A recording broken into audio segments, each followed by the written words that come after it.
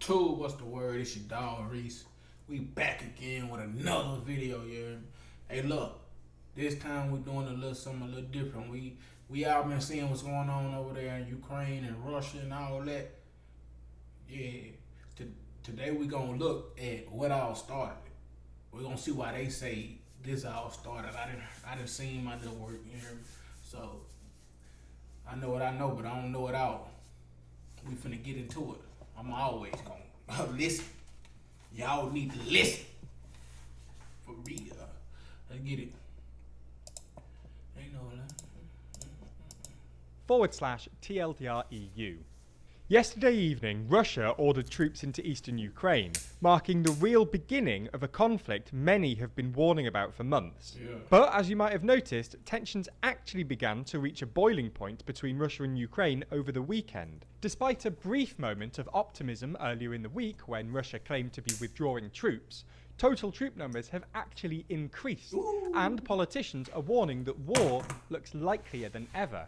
Even over the weekend, politicians already foresaw this invasion. Boris Johnson said that Russia is planning the biggest war in Europe since 1945, and Biden said that he was convinced that Putin had decided to invade Ukraine, after warning voters that a Russian invasion of Ukraine could affect US gas prices. So in this video, we thought we'd explain why politicians... Hey, somebody need to get that under control now.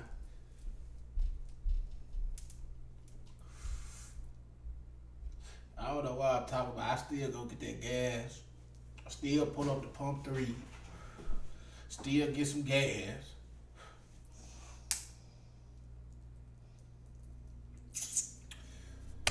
and commentators $7 for a gallon? No, they need to calm down. I ain't we going observed up there. yesterday evening. As we see it, there are 3 reasons. First, Russian troop movements. Second, Russia's new information campaign. And third, the behaviour of Russian-backed separatists in Donbass. So, let's start with Russian troop movements. As we mentioned earlier, early last week there was a moment of optimism when Putin announced that he'd be withdrawing some troops from Belarus, having finished joint exercises with Belarusian forces. This optimism was apparently misplaced. Russian troops have stayed in Belarus past the end of their joint exercises, which were scheduled to end on Sunday. According to the Belarusian defense minister, Russian troops decided to stay in Belarus because of the ongoing tension in Donbass, which, well, Russia started. This is particularly alarming because a similar thing happened in 2008, when Russia invaded Georgia. Russia completed its KAVKAZ 2008 drills, told everyone it was putting some of its troops back to their bases, and then invaded a few days later.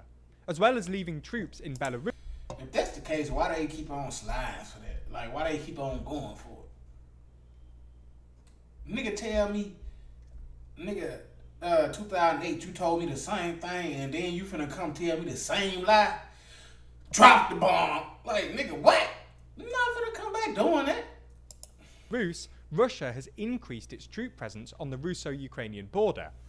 U.S. intelligence... I ain't gonna say drop the bomb, because that's probably irresponsible. You can't just drop it anyway, you know what I'm saying? But, bro, you ain't finna keep on walking over the world like that, bro. There are now between 169,000 and 190,000 troops surrounding Ukraine, up from 100,000 on January the 30th. Yeah. Satellite imagery showed Russian troop movements closer to the Ukrainian border, and perhaps most worryingly, the construction of forward arming refuel points, which are stations where helicopters can be quickly rearmed and refueled, and temporary field hospitals near the Ukrainian border, both of which suggest an invasion is now likely. Previously, commentators were somewhat comforted by the fact that, despite its massive troop build-up, Russia hadn't built any field hospitals, which suggested that they weren't truly ready for a full-scale invasion, and the casualties that would entail. Unfortunately, this is no longer the case. Right. Similarly, in January, commentators were arguing that Russia would need about twice the 100,000 troops it had deployed on the Russian border for a full-scale invasion of Ukraine. The upper end estimate for US intelligence is now 190,000, which is presumably why Biden claimed on Friday that Putin could go beyond Donbass and try to take Kiev. Yeah. Another bad sign is that over the weekend, Russia went ahead with its Grom 2022 strategic nuclear drills, which included testing cruise missiles, an intercontinental ballistic missile, and a hypersonic cruise missile. Now, it's worth saying that these exercises were scheduled a while ago. It's not like Putin decided to test his nuclear arsenal out of the blue, but it still doesn't look good. So, that's the first reason why an invasion was inevitable, the ever-increasing troop buildup making it increasingly difficult to back down. On to the second bit of evidence, Russia's new information campaign. In our previous video on the topic, we argued that Putin wasn't serious about invasion because he wasn't properly preparing the Russian public, who, at least according to polling, aren't particularly keen on invasion. Reliable polling is difficult to find, but polling from the Levada Center in April 2021... So, how bad is Russia? Now that we see that it might not be full-fledged. Maybe they just scaling it down. Or just getting started. But like, it seems like everybody's saying that it ain't going how they expecting it to go. And that's what it looked like to me too. So how bad is Russia? Found that Russians were basically split on whether or not Russia should intervene in Donbass, but more Russians thought an invasion of Ukraine would hurt Putin's domestic approval than help it. More recently, polling from the Wall Street Journal suggested that just 8% of Russians think Russia should send military forces to fight the Ukrainian government forces, and only 9% think that Russia should train or equip separatist forces with Russian arms. The point is, Russians aren't super keen on war with Ukraine, so Russia's state media will need to prepare them for an invasion. Anyway, a month ago, the situation in Ukraine barely made the evening news bulletins on Russian state media, which suggested an invasion wasn't coming.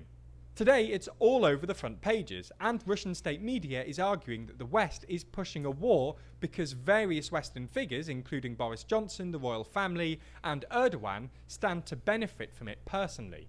State media has also argued that Russia needs to intervene to prevent, quote, genocide against ethnic Russians. This is worryingly similar to what happened in 2014. The Russian public was pretty ambivalent about the annexation of Crimea before a successful information campaign led by Russian state media convinced them otherwise. In the aftermath, Putin's approval ratings... Y'all let me know what information is accurate, what I need to listen to, like.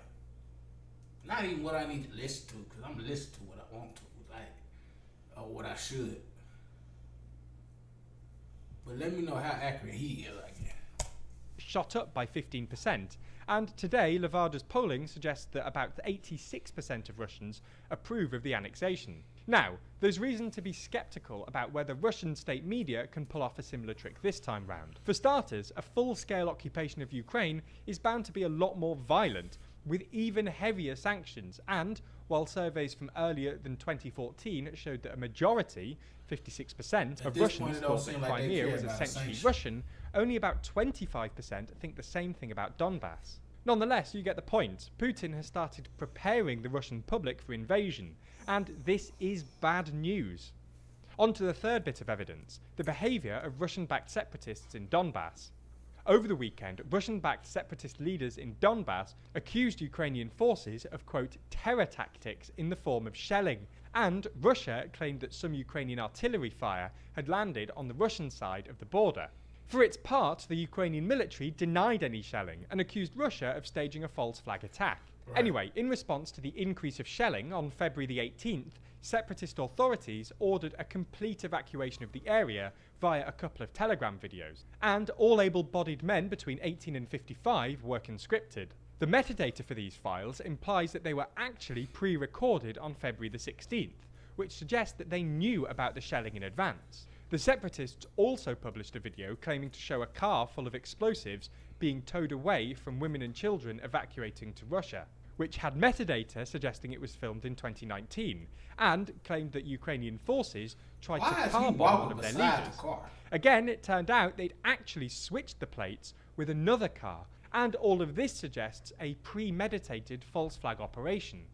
Again, you get the point. Separatists are evacuating the region of civilians while fabricating the pretext for invasion. Ultimately, Putin had been building up to this moment, with him claiming that a genocide was taking place against Russians and that women and children were at threat. So it would have been hard for him to back down even if he'd wanted to, which it now seems was always his intention, or relent either admitting he lied or allowing people to think he was letting the West win in his imagined false flag narrative. It seems Putin went for the first option, and it looks like Europe is entering a time of war, a rare phenomenon for a relatively peaceful continent. It's not the most peaceful though. That honour goes to South America, who, despite the ongoing issues with crime, drugs and gangs, pretty much never experiences war. Continent. It's not the most peaceful though. So what they trying to say?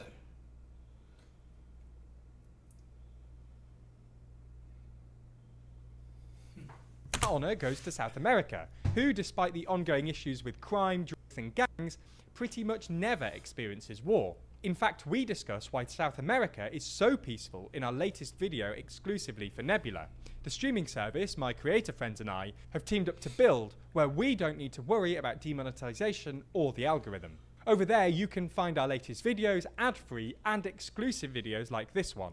It's not just us either. All of our favourite educational creators are already there, like Wendo, many more. Platform full of... As such, we've worked out to Nebula. Better for a limited time. I don't know if it was just me, but it seemed like they just get it out of nowhere. But anyways.